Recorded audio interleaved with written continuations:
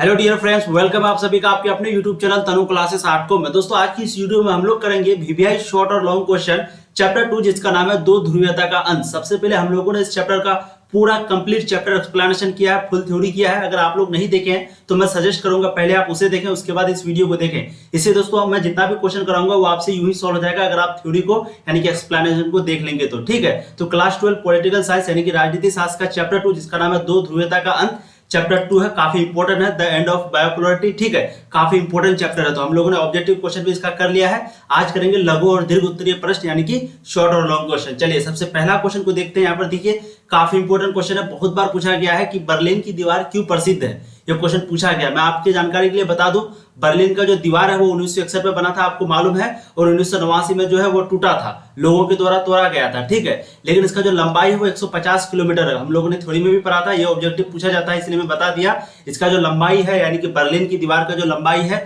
वो 150 किलोमीटर है। ठीक है, अब देखिए बर्लिन की दीवार क्यों प्रसिद्ध है। तो शीत युद्ध के चरम बिंदु की प्रतीक बर्लिन की दीवार है। शीत युद्ध के चरम बिंदु की प्रतीक बर्लिन की दीवार है, जिसका निर्माण 1961 में हुआ था और पश्चिमी बर्लिन और बर्लिन को एक दूसरे से अलग करती थी। ठीक है, किसको किसको, एक पश्चिमी बर्लिन और एक बर्लिन को एक दूसरे से अलग करता था ये बर्लिन की दीवार। यह साम्यवाद के पतन का भी प्रतीक है। ठीक है, 9 नवंबर 1989 में इस दीवार को तोड़ दिया गया। यह दोनों जर्मनों का एकीकरण और साम्यवादी खेमे की समाप्ति की शुरुआत थी। और ये जर्मनी का एकीकरण और साम्यवादी खेमे का समाप्ति का शुरुआत था ये बर्लिन का दीवार। जब इसको तोड़ा गया, कब तोड़ा गया, 9 नवंबर 1989 को। तो एक नंबर में ये क्वेश्चन पूछा जा सकता है, कब तोड़ा गया, कब बनाया गया, किसके द्वारा तोड़ा गया, कितना लंबा था, तो 150 किलोमीटर लंबा था। ठीक है, तो इसीलिए इसी बात से जो है ये प्रसिद्ध है बर्लिन की दीवार, क्योंकि शीत युद्ध जो है ये बर्लिन की दीवार का खत्म होने का मतलब कि कारण ही है शीत युद्ध। ठीक है, इस तरीके से हम लोग समझ सकते हैं। अब देखिए नेक्स्ट क्वेश्चन, क्वेश्चन नंबर 2 आपका, 1917 ईस्वी की रूसी क्रांति के क्या कारण थे। तो 1917 ईस्वी में जो रूसी क्रांति हुआ था, हम लोग 10th में भी पढ़े हैं, और मैंने आपको एक्सप्लेनेशन यानी कि थ्योरी वाला जो थ्योरी करवाया था इस चैप्टर का, उसमें भी बताया था कि ये क्वेश्चन वहां पर आया है कि 1917 ईस्वी की रूसी क्रांति के क्या कारण थे। यह क्रांति पूंजीवादी व्यवस्था के विरोध में हुई थी। अब पूंजीवादी और साम्यवादी ये दो वर्ड है, आप लोग को आज समझा दे रहे हैं। पहले भी बताए हैं, पूंजीवादी का मतलब क्या हुआ कि आदमी, जैसे मान लेते हैं आप एक दुकान किए तो उस दुकान का मालिक आप हैं, आप जैसे चाहे चला सकते हैं। पैसे ज्यादा होगा तो आप मतलब कि आपका सेविंग बढ़ेगा, कम होगा तो आप माइनस में जाएंगे। और वहीं पे होता है साम्यवादी। तो साम्यवादी का मतलब क्या हुआ कि भाई आपको जो है सरकार के अंडर काम करना पड़ेगा। अगर आप ज्यादा किए तो वो सरकार को देना पड़ेगा, कम किए तो सरकार टैक्स आपको देगा, लेकिन सरकार के अंडर में आप आ गए। ठीक है, तो पूंजीवादी और साम्यवादी में यही फर्क है। साम्यवादी जो है वो सोवियत संघ चाहता था और पूंजीवादी जो है वो अमेरिका चाहता था कि भाई सब कोई पूंजीवादी हो, सब कोई अपने मन से काम करे। ठीक है, आप लोग कमेंट करके जरूर बताइएगा पूंजीवादी व्यवस्था ज्यादा अच्छा है कि साम्यवादी। ठीक है, अब देखिए 1917 ईस्वी की रूसी क्रांति के क्या कारण थे। तो यह क्रांति पूंजीवादी व्यवस्था के विरोध में हुई। रूस का जार इसको छोड़ने को तैयार नहीं था। तो रूस का जो राजा होता था उसमें उसको जार कहा जाता था। ठीक है, तो रूस का जार जो है इसको छोड़ने के तैयार नहीं था, मतलब कि पूंजीवादी व्यवस्था के विरोध में था, एकदम इसको छोड़ना नहीं चाहता था, एकदम विरोध और करना चाहता था। ठीक है, रूस में लोग समाजवाद के आदर्शों और समतामूलक समाज की स्थापना करना था। यह मानव इतिहास में निजी संपत्ति की संस्था को समाप्त करने, निजी मतलब खुद का संपत्ति को समाप्त करने जो मानव का है, और समाज को समानता सिद्धांत पर सक्रिय रूप से रचने की सबसे बड़ी कोशिश थी। इसी क्रांति के पश्चात साम्यवादी सोवियत गणराज्य की रूस में स्थापना हुई, और इसी साम्यवादी के पश्चात यानी कि इसके बाद जो है समाजवादी सोवियत गणराज्य की रूस में स्थापना हुई थी। ठीक है, चलिए अब देखते हैं नेक्स्ट क्वेश्चन। 10th में भी हम लोग ये सब चीज पढ़े हैं। ठीक है, मतलब कि आप लोग अगर कहीं पे पढ़े होंगे तो, मैं तो नहीं पढ़ाया यूट्यूब पे, लेकिन अब से पढ़ाऊंगा 10th को भी। ठीक है, देखिए प्रश्न नंबर 3 क्या कह रहा है, व्लादिमीर लेनिन कौन था। ये जो लेनिन है, हम लोग इसको लेनिन के नाम से जानते हैं, तो ये लेनिन जो है वो कौन था। बहुत बहुत मतलब कि रूसी क्रांति में बहुत ज्यादा भूमिका इसका था। ठीक है, अब देखिए यह बोल्शेविक कम्युनिस्ट पार्टी का संस्थापक था। नंबर 1 पॉइंट, यह बोल्शेविक कम्युनिस्ट पार्टी का संस्थापक था। इसने 1917 ईस्वी की रूसी क्रांति का नेतृत्व किया और क्रांति को सफलता की सीढ़ी तक पहुंचाया। किसने, ये लेनिन के बारे में चर्चा हो रहा है। भाई लेनिन जो है वो बोल्शेविक कम्युनिस्ट पार्टी का, यानी कि ये बोल्शेविक कम्युनिस्ट पार्टी जो है इसी ने संस्थापक थे, इसी ने स्थापना किया था। और ये 1917 ईस्वी के जो रूसी क्रांति हुआ था तो उसी के नेतृत्व में हुआ था, लेनिन के नेतृत्व में, और उसको सफलता तक पहुंचाने का काम लेनिन का ही था। ठीक है, अब देखेंगे 1917 से लेकर के 1924 तक की अवधि में, यानी कि इस समय में, इस अंतराल में उसके लिए सबसे कठिन थी। ठीक है, अवधि उसके लिए सबसे कठिन थी जब रूस की आर्थिक स्थिति खराब हो गई थी। वह सोवियत समाजवादी गणराज्य का संस्थापक अध्यक्ष थे।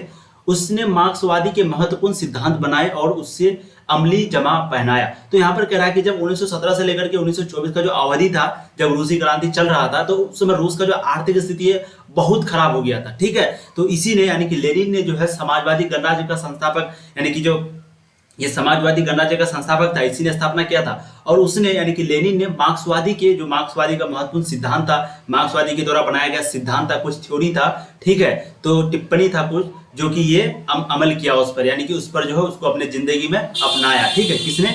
लेनिन ने। अब देखेंगे next question, question number 4। Question number 4 देखिए, दूसरी दुनिया से आप क्या समझते हैं?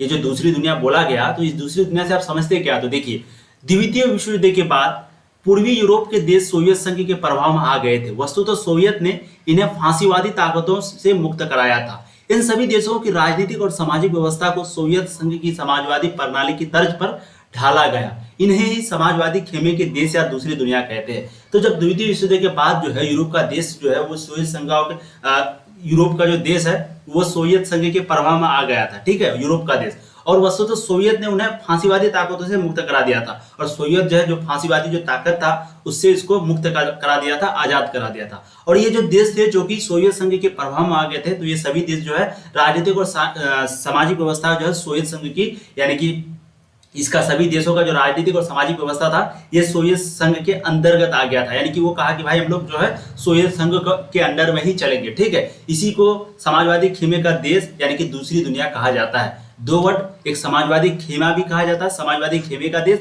या फिर दूसरी दुनिया, इसी को कहते हैं। ठीक है, यानी कि कोई देश है, उस समय जो कोई देश था, कई देश था जो कि यूरोप का देश जो कि सोवियत संघ के अंतर्गत आ गया था और वो सोवियत संघ को ही सब कुछ मानता था। और दूसरा पॉइंट क्या है, इस गुट का जो नेता था वो समाजवादी सोवियत गणराज्य था। इसमें इसके अलावा युगोस्लाविया, चेकोस्लोवाकिया, पूर्वी जर्मनी, एस्टोनिया, लतविया आदि देश थे। और ये जो गुट है समाजवादी सोवियत गणराज्य जो था, सोवियत संघ जो था, तो इसमें जो है इसमें इसके अलावा ये सभी थे, यानी कि ये सब नाम दिया हुआ है, आप लोग ध्यान देंगे, ये एक ही नाम है। ठीक है, चलिए अब नेक्स्ट क्वेश्चन देखते हैं। क्वेश्चन नंबर 5 है, सोवियत प्रणाली की दो कमियां बताइए।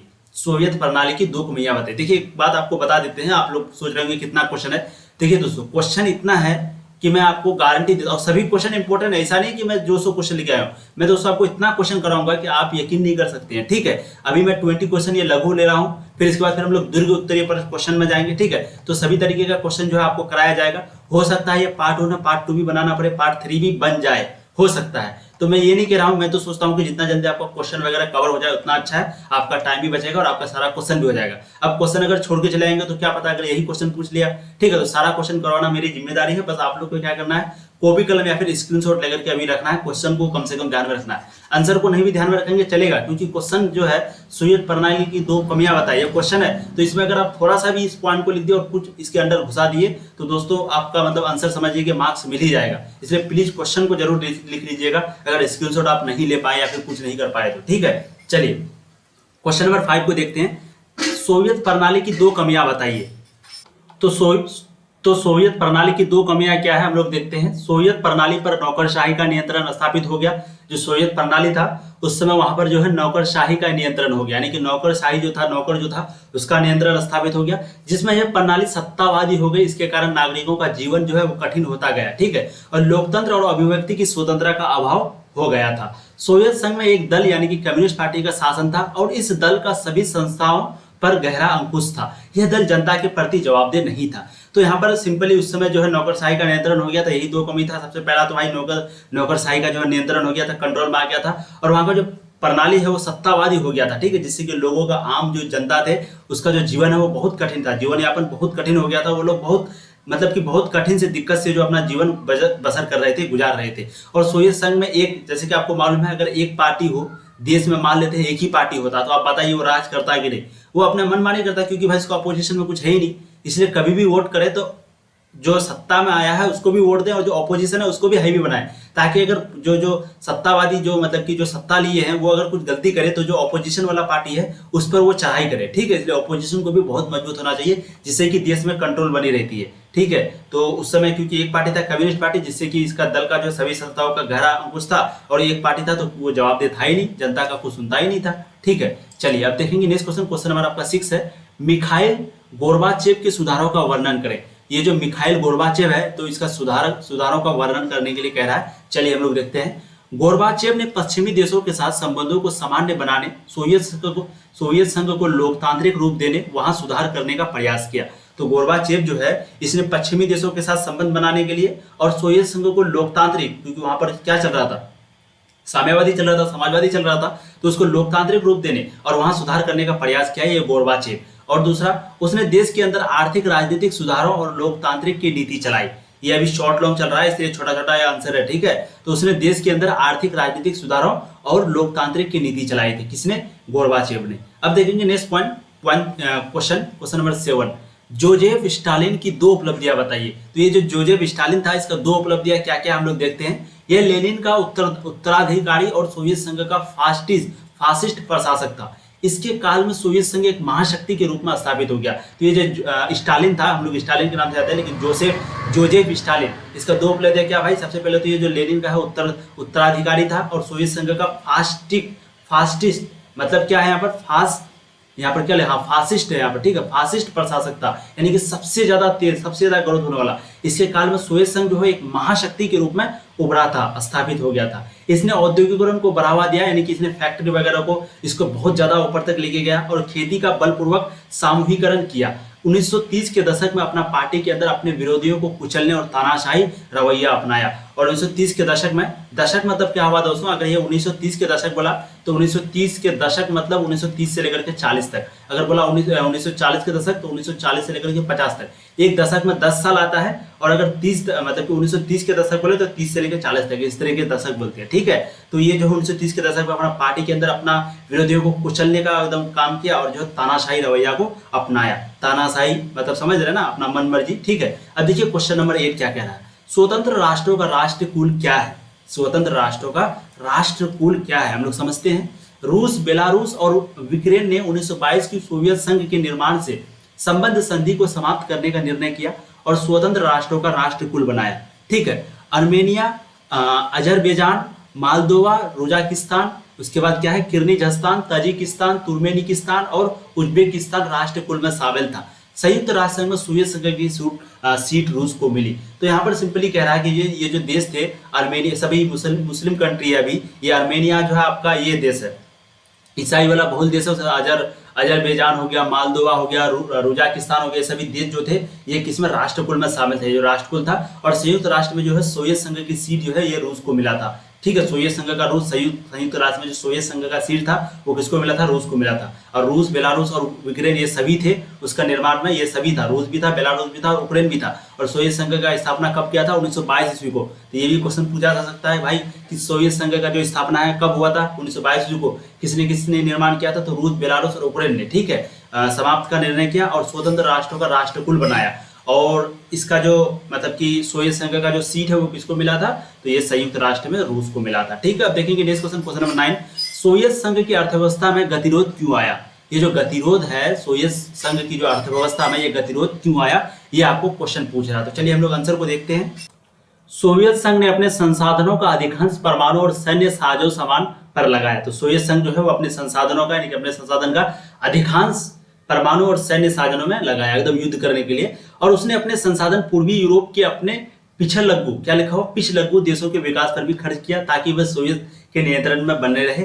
और इससे सोवियत संघ पर गहरा आर्थिक दबाव बन गया और वह इसको सहन ना कर सका। तो आपको समझ में आ गया कि सोवियत संघ का आर्थिक व्यवस्था जो है उसमें क्यों गतिरोध आया था। तो यही कारण था, वो अपना रुतबा जमाने के लिए छोटे छोटे जो देश था उसको बिल्कुल पैसे देने लगा, मिलिट्री देने लगा, फोर्स देने लगा। और वो परमाणु और सैन्य साझों में बहुत ज्यादा अमेरिका के टक्कर में, ठीक है। इसी सीट तो 45 साल चला था, 45 साल देश ये जो है बुरा, मतलब कि समझ सकते हैं कि किस तरह से गुजरा होगा इसका मतलब। कम्युनिस्ट पार्टी से सोवियत संघ में, क्वेश्चन नंबर 10 है, कम्युनिस्ट पार्टी से सोवियत संघ में किस प्रकार राजनीतिक गतिरोध उत्पन्न हुआ। तो ये जो कम्युनिस्ट पार्टी है इससे सोवियत संघ में किस प्रकार का राजनीतिक गतिरोध उत्पन्न हुआ, चलिए देखते हैं। सोवियत रूस में कम्युनिस्ट पार्टी ने 70 वर्षों तक शासन किया।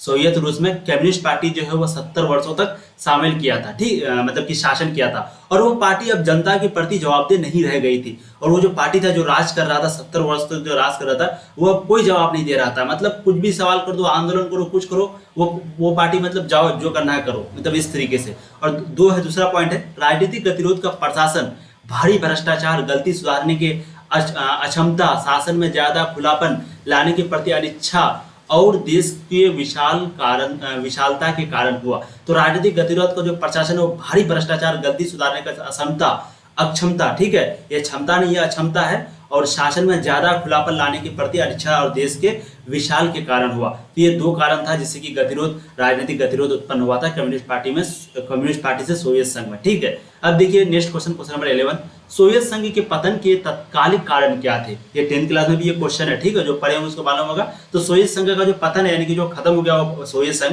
इसका तत्कालिक कारण आपको पूछ रहा है। ठीक है, तो सोवियत संघ के पतन का तत्कालिक कारण राष्ट्रवादी भावनाओं और संप्रभुता की इच्छा का उदय था। रूस और बाल्टिक गणराज्य, जिसमें कौन कौन आता है? एस्टोनिया, लातविया और लिथुआनिया। क्या क्या नाम है? एस्टोनिया, लातविया और लिथुआनिया। ठीक है, यूक्रेन तथा जॉर्जिया जैसे गणराज्य इन आंदोलन उदय में सहायक थे। ये जो आंदोलन उदय था, जो आंदोलन उदय हुआ था सोवियत संघ का खत्म होने के लिए, तो इसमें कौन कौन थे? एक तो था आपका भाई बाल्टिक गणराज्य, जिसके अंतर्गत आता है एस्टोनिया, लातविया और लिथुआनिया, और एक यूक्रेन तथा जॉर्जिया जैसे गणराज्य इन आंदोलन उदय में सहायक था। और राष्ट्रीयता और प्रभुत्व के भाव ने सोवियत संघ के विघटन का रास्ता साफ कर दिया। और ये राष्ट्रीयता का भावना और ये संप्रभुता का भावना, ये जो है सोवियत संघ का विघटन क्या सब कुछ कर दिया, रास्ता एकदम साफ कर दिया। ठीक है, अब देखिए नेक्स्ट क्वेश्चन नंबर 12 आपका, बोरिस येल्त्सिन, क्या लिखा हुआ? बोरिस येल्त्सिन कौन था? ये जो बोरिस येल्त्सिन है ये कौन था, आप लोग बताइए। तो ये रूस के प्रथम निर्वाचित राष्ट्रपति थे। हम लोग अभी किसके बारे में बात कर रहे हैं? Boris Yeltsin. ठीक है, देखिए ये रूस के प्रथम निर्वाचित राष्ट्रपति थे। उसके बाद गर्गोचेव द्वारा मास्को के मेयर बनाए गए थे। किसके द्वारा? गर्गोचेव के द्वारा मास्को के मेयर बनाए गए थे बोरिस येल्त्सिन को। ठीक है, आगे चलकर ये गोर्बाचेव के आलोचकों में शामिल हो गए और 1991 ईस्वी में कम्युनिस्ट पार्टी से इस्तीफा दे दिया। किसने? ये येल्त्सिन ने, हम लोग बोरिस बोलते हैं यहाँ पर, ये वर्ड जो है जल्दी नहीं आ रहा। ठीक है, तो ये रूस का प्रथम भाई निर्वाचित राष्ट्रपति जो है कौन था? निर्वाचित राष्ट्रपति ध्यान देंगे, निर्वाचित राष्ट्रपति वो बोरिस था। और ये किसके द्वारा बनाया गया था? गोर्बाचेव के द्वारा बनाया गया था। मास्को के मेयर बनाए गए थे। ठीक है, और आगे चलकर ये गोर्बाचेव के आलोचकों में शामिल हो गया और 1991 ईस्वी में कम्युनिस्ट पार्टी के इस्तीफा दे दिया। और 1991 में जो है ये कम्युनिस्ट पार्टी को इस्तीफा दे दिया। कौन? बोरिस ने। इन्होंने सोवियत संघ के शासन के विरुद्ध नेतृत्व किया और सोवियत संघ के विघटन के केंद्रीय भूमिका निभाई। और ये जो है उस समय विरुद्ध चल रहा था, यानी कि उल्टा चल रहा था, उसके ऑपोजिशन में चल रहा था सोवियत संघ के, उसी में शामिल होकर के। और खत्म होने का जो कारण है, ये इसमें से ये भी बहुत बड़ा भूमिका है इसका भी। किसका? बोरिस का। ठीक है, अब देखेंगे पॉइंट नंबर 5 को, साम्यवाद से पूंजीवाद की ओर संक्रमण के दौरान रूसी लोगों को हुए कष्ट के लिए उन्हें उत्तरदायी ठहराया गया। और साम्यवाद यानी कि साम्यवाद को, जैसे कि मैंने आपको बताया भाई, इसमें सरकार के अंडर आ जाता है। पूंजीवाद मतलब लोग खुद का मालिक हो जाते हैं। तो साम्यवाद से जब पूंजीवाद का जो संक्रमण होता, बदलाव हो रहा था, तो उसी समय जो है, उसी दौरान जो है रूसी लोगों को बहुत कष्ट हुआ था और उसका उत्तरदायी ठहराया गया। ठीक है, उन्हें उत्तरदायी ठहराया गया। किन्हें? तो बोरिस को। अब देखेंगे क्वेश्चन नंबर 13, सोवियत संघ के विघटन के सकारात्मक परिणाम बताइए। तो ये जो सोवियत संघ का विघटन हुआ था, तो इसका पॉजिटिव परिणाम यानी कि इसका रिजल्ट क्या हुआ? Positive result. तो भाई देखिए, सोवियत संघ जो है वो एक महाशक्ति था। इसके विघटन से शीत युद्ध समाप्त हो गया सबसे पहले तो, क्योंकि दोनों महाशक्तियों के उदय से शीत युद्ध का जन्म हुआ था। ठीक है, तो क्योंकि अमेरिका हो गया और एक हो गया आपका सोवियत संघ यानी कि यूएसएसआर। ठीक है, ये दोनों जो है एकदम शीत युद्ध कर रहा था। आपको मालूम, फर्स्ट चैप्टर में हम लोगों ने पढ़ा है शीत युद्ध के बारे में। कब से कब तक चला था? तो 46 से लेकर 91 तक चला था। ठीक है, तो सोवियत संघ का एक महाशक्ति था और इसका विघटन से जो है ये शीत युद्ध समाप्त हो गया। ठीक है, ये जो सोवियत संघ ही चला रहा था, जब ये सोवियत संघ गया तो शीत युद्ध भी गया, सब कुछ खत्म। महाशक्ति के उदय से शीत युद्ध का जन्म हुआ। इसके विघटन से हथियारों की होड़ समाप्त हो गई और परमाणु संचय की प्रवृत्ति कम हो गई। इस प्रकार विश्व में शांति की संभावना की आशा जागृत हुई। ठीक है, तो इसका हथियार जो उसका होड़ जो है एकदम हथियार बनाना एकदम हथियार लाओ, ये खत्म हो गया। और परमाणु संचय की जो प्रवृत्ति है वो भी बहुत कम हो गया, जांच वगैरह बहुत कम होने लगा परमाणु का। और इस प्रकार ये जो है विश्व शांति की संभावना आशा जागृत हो गया इसका। ठीक है, अब लोगों को ऐसा लगने लगा कि नहीं, अब विश्व में जो है, देश में जो है, पूरे वर्ल्ड में जो है शांति रहेगी। अब देखिए नेक्स्ट क्वेश्चन नंबर 14, अमेरिका की एक लौता महाशक्ति होने से क्या दुष्परिणाम हुए? तो अमेरिका एक लौता महाशक्ति है, इससे क्या दुष्परिणाम हुआ? देखिए, अमेरिका की शक्ति और प्रतिष्ठता के कारण पूंजीवादी अर्थव्यवस्था और अंतरराष्ट्रीय स्तर पर प्रभुत्वशाली अर्थव्यवस्था है। तो अमेरिका की शक्ति और प्रतिष्ठा के कारण पूंजीवादी अर्थव्यवस्था और अंतरराष्ट्रीय स्तर पर प्रभुत्वशाली अर्थव्यवस्था है। विश्व बैंक और अंतरराष्ट्रीय मुद्रा कोष जैसी संस्थाएं विभिन्न देशों की ताकतवर सलाहकार बन गई है, क्योंकि इन देशों को पूंजीवाद की ओर कदम बढ़ाने के लिए इन संस्थाओं को कर दिया है। राजनीतिक रूप में उदारवादी राजनीतिक जीवन को सूत्रबद्ध करने की सर्वश्रेष्ठ धारणा के रूप में उदित हुआ। तो अमेरिका जो है वो विश्व बैंक को और अंतर्राष्ट्रीय मुद्रा कोष जैसी संस्थाएं विभिन्न देशों को ताकतवर सलाहकार बन गई है, क्योंकि इन देशों को पूंजीवाद की ओर और कदम बढ़ाने के लिए और संस्थाओं को कर्ज दिया है। तो क्योंकि अमेरिका ही जो है वो पूंजीवादी को लेके आया था, और अमेरिका एक तो जानती है अमेरिका के अंदर में बहुत ही ज्यादा बहुत सारा संधि में अमेरिका है, जैसे कि नाटो संधि होगा वो हो गया। उसके बाद ये क्या कर रहा था, जो भी देश होता था उसको पता भाई पूंजीवाद वाला शासन लाओ, पूंजीवादी लाओ और कदम बढ़ाने के लिए सबको कहता था, और अगर उसके पास पैसे वगैरह की कमी होती तो ये अमेरिका देता था।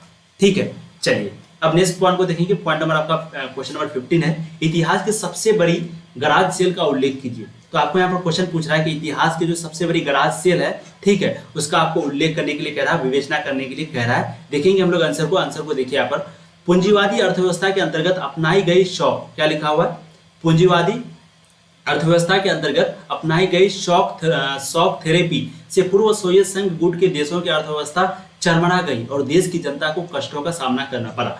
इससे रूस में संपूर्ण राज्य नियंत्रित औद्योगिक ढांचा तहस नहस हो गया। ठीक है, लगभग 90% उद्योगों को निजी हाथों या कंपनियों को बेचा गया। आर्थिक ढांचे का यह पुनर्निर्माण सरकार द्वारा निर्देशित औद्योगिक नीति के बजाय बाजार की ताकतें कर रही थी, इसलिए यह कदम सभी उद्योगों को ध्वंस करने वाला सिद्ध हुआ। इसे इतिहास की सबसे बड़ी गराज सेल के नाम से जाना जाता है, क्योंकि महत्वपूर्ण उद्योगों की कम से कम आंकी गई और उन्हें ऑन पॉन दामों में बेच दिया गया। ठीक है, कोई चीज का जैसे जानते हैं ना, कोई चीज का जब मुसीबत आता है तो कोई बेचना चाहता है अगर, तो उसका दाम ऑन पॉन लगाएगा, बहुत कम लगाएगा, यही चीज होगा, इसी को गराज सेल कहा गया। और नागरिकों ने अपने अधिकार पत्रों का ब्लैकमेल किया और धन प्राप्त किया, और नागरिक जो है वो अधिकार पत्रों का ब्लैकमेल कर दिया और धन जो है वो प्राप्त करने लगा। तो इसी को हम लोग क्या कहते हैं भाई, गराज सेल कहते हैं। ठीक है, गराज सेल। अब देखेंगे नेक्स्ट पॉइंट, आपका नेक्स्ट पॉइंट क्वेश्चन नंबर 16 है। देखिए यहाँ पर, समाज कल्याण पर शॉक थेरेपी का क्या प्रभाव पड़ा। तो ये जो शॉक थेरेपी है इसका क्या प्रभाव पड़ा था समाज कल्याण पर। देखेंगे, समाज कल्याण की पुरानी संस्थाओं को क्रमशः समाप्त कर दिया, जिससे लोगों को सहायता मिलनी बंद हो गई। तो समाज जो कल्याण था, समाज की भलाई के लिए जो संस्था था, उसको क्रम से लगभग सबको समाप्त कर दिया था, जिससे लोगों को सहायता मिलना जो है वो बंद हो गया। विभिन्न रियायतों को समाप्त कर दिया गया, फलस्वरूप इसके बाद जो है लोगों की जो है गरीबी बढ़ती चली गई। तो रियायतों को जो है समाप्त कर दिया गया, जिसका अनुसार परिणाम क्या हुआ कि भाई गरीबी का जो है सीमा वो और बढ़ता गया, और मध्य वर्ग की उपेक्षा होने लगी। और मध्यम वर्ग यानी कि मिडिल वर्ग के जो लोग थे, मिडिल के, ठीक है, मिडिल फैमिली जिसको बोलते हैं, तो वो जो है उसका जो उपेक्षा होने लगी। और अकादमी बौद्धिक कार्यों में लगे लोग या तो नष्ट हो गए या देश छोड़कर दूसरे देशों में चले गए, और अमीरी और गरीबी की खाई चौड़ी हो गई। ठीक है, अब देखिए नेक्स्ट क्वेश्चन नंबर आपका 17 है, मध्य एशियाई गणराज्यों में संघर्ष तनाव क्यों उत्पन्न हुआ। ठीक है, मध्य एशियाई गणराज्यों में आपका संघर्ष तनाव क्यों उत्पन्न हुआ। तो हम लोग आंसर को देखते हैं, यहाँ पर ध्यान देंगे आप लोग, क्वेश्चन को आप लोग प्लीज नोट करते जाइए, बार बार बता रहा हूँ, क्वेश्चन को नोट करते जाइए। यद्यपि मध्य एशियाई गणराज्यों में पेट्रोलियम यानी कि हाइड्रोकार्बनिक संसाधनों का विशाल भंडार है और इसमें उन्हें आर्थिक लाभ भी हुआ है, परंतु पेट्रोल के कारण ये बाहरी ताकतों और तेल कंपनियों का आपसी प्रतिस्पर्धा का अखाड़ा भी बन गया है। इराक की घटना से अमेरिका इस क्षेत्र में सभी जगह किराए पर जमीन ले रहा है ताकि यहाँ से वो अपनी गतिविधियां चला सके। तो मध्य एशिया में जो गणराज्यों में संघर्ष तनाव हुआ था, इसी के कारण हुआ था कि जो अमेरिका देश है ना, वो बहुत ही मतलब क्या बताएं, वो क्या करता है, सबसे पहले तो कोई अगर देश गरीब बन गया उसको आर्थिक मदद पहुंचाता है, इतना आर्थिक मदद कर देगा कि वो फिर उसको वापस भी नहीं करेगा। समझ रहे हैं, इतना कर देगा कि वो वापस नहीं कर पाए। जैसे क्या बोले, भाई हमको कुछ दो, जमीन वगैरह दो, कुछ दो, उससे ले लेगा, वो अपना मिलिट्री भेज देगा और वहां से जो है अपना वो सब कुछ करने लगेगा। ठीक है, इस तरीके का जो है नीति अपनाता है अमेरिका भी और चाइना भी। चलिए अब देखते हैं नेक्स्ट क्वेश्चन नंबर आपका 18 है, सोवियत संघ की भारत को क्या राजनीतिक देन है। तो जो सोवियत संघ है, इस सोवियत संघ का जो भारत में क्या प्रभाव पड़ा था, यानी कि क्या राजनीतिक देन है, ये आपको सिंपली पूछ रहा है। यहाँ का जो नेता थे उस क्या प्रभाव हुआ उससे। तो सोवियत संघ ने कश्मीर मामले पर संयुक्त राष्ट्र संघ में भारत के रुख का समर्थन दिया। तो सोवियत संघ जो है वो कश्मीर मामले पर किसके तरफ था, भारत का, मतलब कि भारत का समर्थन में था। ठीक है, और भारत के संघर्ष के कठिन दिनों में विशेष मदद से 1971 में पाकिस्तान से युद्ध के दौरान मदद की। और भारत का जो संघर्ष यानी कि जब 1971 में जब पाकिस्तान के साथ युद्ध हुआ था भारत का, तो उस समय जो है रूस यानी कि सोवियत संघ ने बहुत मदद किया हम लोगों को। और भारत ने भी सोवियत संघ की विदेश नीति का अप्रत्यक्ष लेकिन महत्वपूर्ण तरीके से समर्थन दिया। और भारत भी जो है वह सोवियत संघ की विदेश नीति का जो अप्रत्यक्ष रूप से, डायरेक्टली नहीं इनडायरेक्टली, लेकिन बहुत महत्वपूर्ण तरीके से जो है उसको समर्थन दिया था। ठीक है, तो ये है सोवियत संघ की भारत के मतलब की राजनीतिक देन। ठीक है, अब देखेंगे नेक्स्ट क्वेश्चन नंबर आपका 19 है, देखेंगे ध्यान से। भारत को सोवियत संघ द्वारा दिए जाने वाले सैनिक सहायता का वर्णन कीजिए। तो जब भारत को जो सोवियत संघ के द्वारा जो सैनिक सहायता दिया गया था तो उसका वर्णन करने के लिए कह रहा। तो देखिए सोवियत संघ ने ऐसे समय में सैनिक साजो सामान भारत को दिए जब कोई भी देश ऐसी सहायता देने को तैयार नहीं था 1971 में, ठीक है। और सोवियत संघ ने भारत के साथ कई ऐसे समझौते किए जिससे भारत संयुक्त रूप से सैन्य उपकरण तैयार कर सका, और कई ऐसा समझौता किया जैसे कि भारत जो है वो सैन्य उपकरण तैयार कर सका, ठीक है। इस सोवियत संघ की बहुत अच्छी दोस्ती भी है, अभी भी है, लेकिन इससे पहले बहुत अच्छे से जब हम लोग अमेरिका के करीब हुए तब से थोड़ा सा हम लोगों का जो है मतलब हम लोगों के साथ थोड़ा सा उन लोगों का मतलब देश मतलब कि समझ सकते हैं आप लोग क्या बोलना चाहता हूं मैं। भारत क्वेश्चन नंबर 20 देखिए, भारत और सोवियत संघ के सांस्कृतिक संबंध का वर्णन कीजिए। भारत और सोवियत संघ का सांस्कृतिक संबंध का आपको वर्णन करने के लिए कर रहा है, भारत और सोवियत संघ दोनों का। तो हिंदी फिल्म और भारतीय संस्कृति सोवियत संघ में लोकप्रिय थे, ठीक है। हिंदी फिल्म और भारतीय संस्कृति सोवियत संघ में लोकप्रिय था। बड़े पैमाने पर भारतीय लेखक और कलाकारों ने सोवियत संघ की यात्रा की, ठीक है।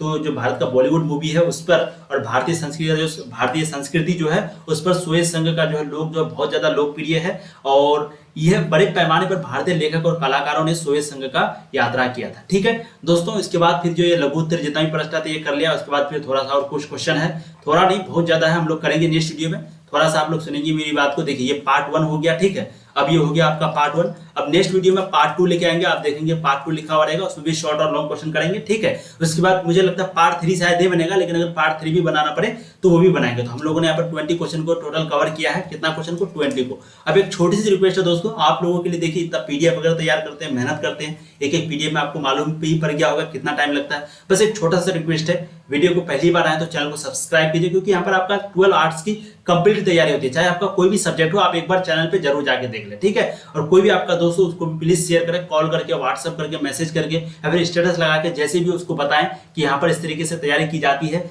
पूरा थ्योरी को पहले, उसका फिर ऑब्जेक्टिव, फिर सब्जेक्टिव, फिर टेस्ट, सब कुछ यहाँ पर होता है, ठीक है। बस अपने दोस्तों को एक बार बता दे, ताकि वो जब तक उसको पता नहीं लगेगा तो फिर वो आपको बताएगा कैसे, ठीक। वो मतलब कि उसको पता कैसे लगेगा जब आप उसको बताएंगे नहीं तो, ठीक है। और जब आप उसको बताएंगे तो दोनों के बीच डिस्कशन होगा और आप लोगों को पढ़ने में और ज्यादा मजा आएगा, ठीक है। चलिए दोस्तों आप लोग नोट वगैरह बनाते रहिए, अच्छे से पढ़ते रहिए, फिर मिलेंगे नए वीडियो में। तब तक के लिए जय हिंद, पढ़ाई करते रहिए, ऑल द वेरी बेस्ट।